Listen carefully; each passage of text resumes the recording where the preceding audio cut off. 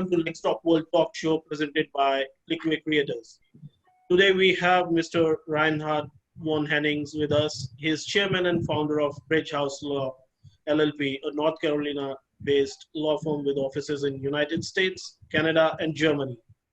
With over 25 years of experience in the international legal business community, Mr. von Hennings regularly speaks with leaders of government and business associations on important developments in international law.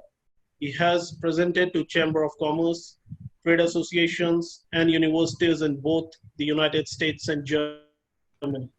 Mr. von Hennings regularly advises globally operating companies on market entry strategies. His work primarily focuses on foreign direct investment and works strategically with clients to establish legal structures that address the business needs of the client, as well as immigration, tax, liabilities, and regulatory considerations. As of 2016, Mr. von Hennings is the president of Bridge Alliance, an international alliance of law firm with practices in Canada, China, Germany, Portugal, Spain, Saudi Arabia, the United Kingdom, and the United States. Thanks so much for joining us, Mr. von Hennings. We are pleased to have you with us today. It's an honor to be with you, Abhishek. Thank you. Yeah. So we would like to know more about your personal and professional background.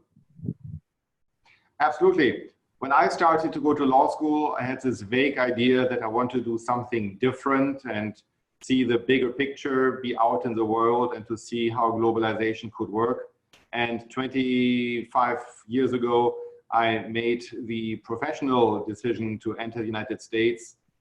Initially as a law student, after I graduated from law school in Germany, and I did this whole bar admission in Germany. After I was in the United States, I started to work on my US law degree as well as on my US bar exams. In a way, I'm dual licensed, dual admitted, and I believe I speak English as well as I speak German. And with that said, the most curious anecdotal story is when I was admitted to the United States Supreme Court many, many years ago. Everybody, when I was on the way home, said, okay, did the Chief Justice make it all right this time, or did he do the same as with President Obama? And we may recall when the Chief Justice administered the oath on President Obama, he misspoke, he had to do it again. But good news is I'm officially sworn in with the United States Supreme Court, no issues whatsoever. Perfect. So what are the three major aspects of business that you consider the most important? I mean, in running my law firm, I created it and I'm a founder and chairman now. When running my law firm, I realized that there are three different aspects which are relevant. Number one is you need to have a strategy. You need to know where you want to go, and you need to be able to communicate this strategy clearly to your team. Number two, I believe it's important to execute on that. And execute means not only to say something, but to do something, and also to create the proper accountability. So if we want to have, for example, a weekly commitment to get something done, then it's up to us to make this accountable. And number three, right people, right seat. Do the people around you have the knowledge to execute what they're doing? Do the people around you get it, what it is necessary from them to do? And finally, do they want to do it? There are unfortunately people who are lacking one or two or three of those skills. So I'm very proud that I have a great team where everybody here knows it, gets it, and wants it. Right. So rightly said, because these are the aspects which is not only important in the legal business, but in any kind of business. So what have been a lighthouse baked into you? Well, the nice part of the lighthouse is it is there, and it is there to give you direction and guidance. And for me, it was important to see that I have a goal in mind, which is longer, a long-term goal, longer than just this year. There's this one phrase attributed to Bill Gates to say you tend to overestimate what you can do within 1 year, but you underestimate what you can do in 10 years. And with that said, my firm created a BHAG, which is known as the Big, Hairy, and Audacious Goal. And we have this goal in mind. We want to add offices, we want to add lawyers, we want to add practice areas. We want to grow a certain number by lawyers, we want to grow a certain revenue. And this 10-year goal is out there. It is our BHAG, it is our lighthouse, so to say, to focus on once we reach this destination, once we are there, in 10 years, our firm will be different. So I hope truly that Bill Gates is right, that we are underestimating what we can do in 10 years and that we have our lighthouse moment maybe even earlier than in 10 years. Right. So, because you have been working with the legal industry from the last 25 years and like you have practiced law in different countries. So what main differences do you see in the practice of law between the US and Germany? Well, I would say the main and obvious difference is one is a civil law country, which is driven by a code system, and the other one is a common law country, driven by case law and by the interpretation of legal precedents. But short of that, I believe we all have the same mindset. A contract is a contract. You cannot breach a contract. Or in a criminal term, you should not kill, whether it's in a code or whether it is just the understanding of doing the right thing or not doing the right thing. So while the legal system is being differently done, it is, however, based on the same culture of doing the right thing. But the challenges I see is when one country says A, the other country does not hear A. So we see examples that in certain cultures, when you sign a letter of intent, you cannot change it afterwards because you signed it. And in other countries, we see when you sign a deal, the other party wants to renegotiate the deal after signature. So my biggest challenge is to see in doing global business, how does this specific country understand what's a letter of intent, what's a contract, what's binding, and when is the time to negotiate and when is the time to let go. And I've seen fascinating examples that after the contract was signed, we had a little celebratory dinner thereafter. And then the lawyer from the other side said, okay, but let's renegotiate some of those terms, because this was just the first round. If you know that this is a culture, you need to be ready for it.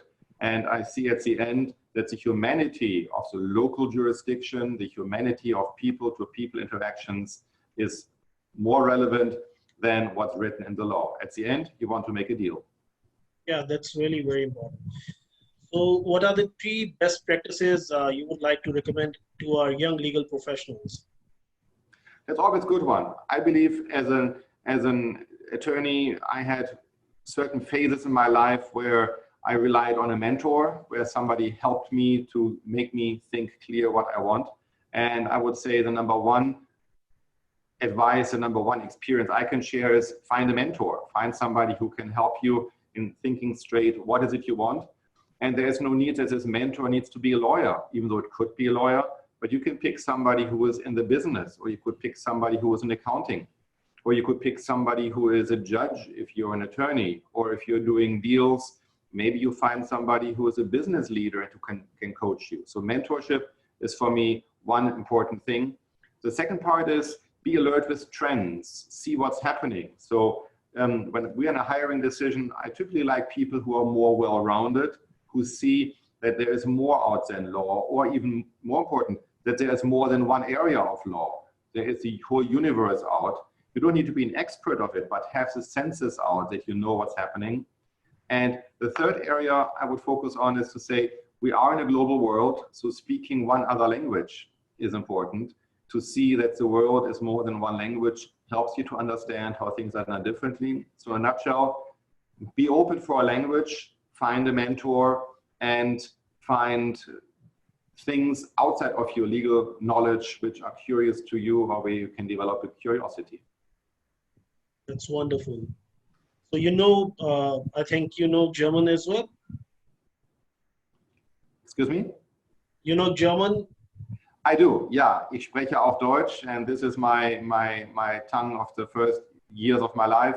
I grew up in Germany, spoke German, and I learned to speak English as a second language, or actually being the good old European tradition, you need to speak 3 languages in order to admit it to law school. So wow. I picked up some more languages along the line, but my 2 main languages I'm working on right now are German and English.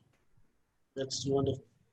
So what are your current priorities that you are focusing on, and how they are doing to change the future? Well, I do believe in this down cycle of Corona, we see more stay at home, work from home, certainly a limitation of travel. And what I see right now is the whole world of how do you interact with clients, how the 2 of us interact today over this media is fascinating. And I would say a year ago, it would have been a slim chance that we are connected. Now we are connected. And the challenges and the opportunities I see is that in this world of being not able to physically meet, to find a way to still connect for business. There are deals which need to be done. There are family issues which need to be taken care of. There are so many things. So the challenge I see is to engage over remote systems. And on top of that, I believe the more we work remotely, the more the question is, do we really need to have human interaction, or how much can AI take over? And I'm curious to see how that area of AI will be replacing certain legal skills. Maybe filing patents could be halfway automated. Filing immigration status updates could be automated. Tax returns, all those things where there's a high level of routine, I can see something happening here. So for the young lawyers out, understand what's happening is for me an area. And if I may add one more, the whole aspect of blockchain and legality. How do we have self-executing contracts in the blockchain who are monitored by blockchain technology is a new world which opens fascinating opportunities. And tell us about some major issues you had to deal with during your tenure. So you can mention any one of that. Well, major issues, just go back to our own conversation, technical issues and timing issues. And for me, it's fascinating to understand that in the modern world, timing in different time zones is different. But real major issues, I do see that the cultural misunderstanding of what is a yes, what is a no, what is a maybe, leads to so many rippling effects. So when I see sometimes European business people and American business people in the same room, even though we speak the same language, we have the same background, one leaves this meeting saying, great, we have a deal, and the other one leaves the meeting to say, well, this was nothing. And the biggest challenge is to make both of them understand that neither one is right or neither one is wrong, but if they want to make a deal, they need to connect on a different level of humanity. And the willingness to do that is great, and the lack of willingness to do that creates problems. And that's a big problem in my life. So that's all. So we have covered almost everything here from your professional side, and also you have shared a lot of insights with us. So thank you so much, Mr. Von Hennings, for sharing such great insights with us. I'm honored to be on your show. And we look forward to having a chat with you again in the future on some other trending topics in the international legal industry. Absolutely. And for our viewers, if you like this interview and want to have more coming from industry leaders, please like, share, and subscribe to Clickway Creators YouTube channel. This is Abhishek for Let's Talk World.